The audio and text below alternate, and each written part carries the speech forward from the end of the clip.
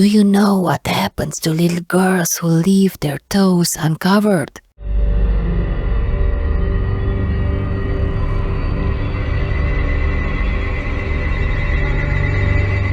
The summer of 1984 was supposed to be the best of her life. 9-year-old Lisa Jackson had dreamed of sun-drenched afternoons at the lake, sleepovers with her best friend Katie, and popsicles that melted too fast in the heat. But the moment Dr. Weiss fastened those metallic braces onto her teeth, everything changed. The kids at school called her tinsel teeth, robot mouth, and worst of all, metal mouth monster. Even Katie giggled along with them. Lisa tried to laugh it off, but the jokes stung. Every time she opened her mouth, she felt like some hideous alien. The first night with her new braces, Lisa tossed and turned in bed, the dull ache in her gums making sleep impossible. The moonlight spilled through her window, painting silver lines across her bedroom wall. She had just begun to drift off when she heard it, a whisper, close, yet distant, curling around her ears like a breath from the dark. Do you know what happens to little girls who leave their toes uncovered? The voice was low, deliberate, with a rasping edge, like wind through dead leaves. Lisa's breath hitched. She pulled her blanket tighter around her feet. A monster comes in the night, the whisper continued. One by one, it plucks their toes right off. The first one stings, the second burns, the third is the worst, because by then, they know they can't escape. Lisa clenched her eyes shut, heart hammering. It was just a dream, just her imagination. And yet, a wet slurping sound filled her ears.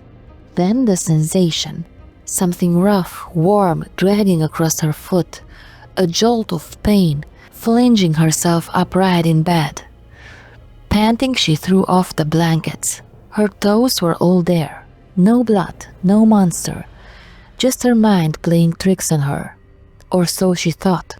The next night, Lisa hesitated before bed. She tried to tell her parents about the voice, but they dismissed it as nerves about her braces. "You'll get used to them, honey," her mother said, brushing her hair back. "The first week is always the hardest." Lisa wasn't so sure. That night, the voice returned. "Run, little girl, run fast, but you can't run forever." Lisa found herself deep in a dense forest, barefoot, the damp leaves cold against her skin.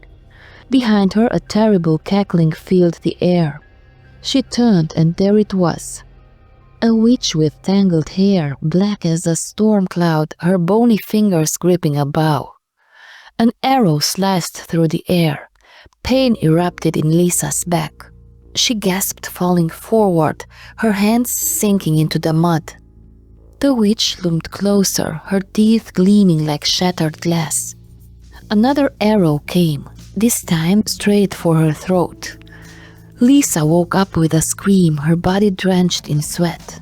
The pain in her back was gone, but the terror lingered. Something was wrong, something was deeply, terribly wrong. Each night brought new horrors. A faceless man standing at the foot of her bed, whispering in a voice full of static. A shadow with too many arms creeping across her walls. The sensation of sharp teeth nibbling at her thighs, her limbs frozen, unable to fight back. Lisa barely slept. Dark circles rimmed her eyes. She nodded off in class, her body running on fumes. Her teacher, Mrs. Donnelly, pulled her aside. "Lisa, sweetheart, are you feeling okay? You look exhausted." Lisa hesitated. Would anyone believe her? Would they laugh at her the way the other kids did? "I'm fine," she whispered, but she wasn't. On the 6th night, the worst nightmare came. Lisa lay in bed, waiting for the whispers. They came as they always did, but this time the voice was different, hungrier, more eager. "Ah, you've lasted longer than most." It could. But you can't resist forever. A low growl rumbled through the room. A shadow rose from the foot of her bed, stretching, shifting, forming into something with glowing yellow eyes and jagged teeth. A creature, not quite a wolf, not quite a man, tilted its head, its long tongue flicking across its lips. It pounced. Pain tore through Lisa's legs. She thrashed, but she couldn't move, couldn't scream. The monster's teeth scraped against her skin, biting, tasting. "No!" she gasped, tears streaming down her face. "No, please!" Her hands shot up to her mouth, fingers curling around the cold metal in her mouth. Instinct took over. She yanked. A sharp electric pain exploded through her skull. Metal clattered against the floor. Silence. The creature was gone. The whispering had stopped. Lisa sat in the darkness, trembling. She touched her gums, tender, raw, bleeding. But she didn't care. The nightmares were over. The next morning, her parents were horrified.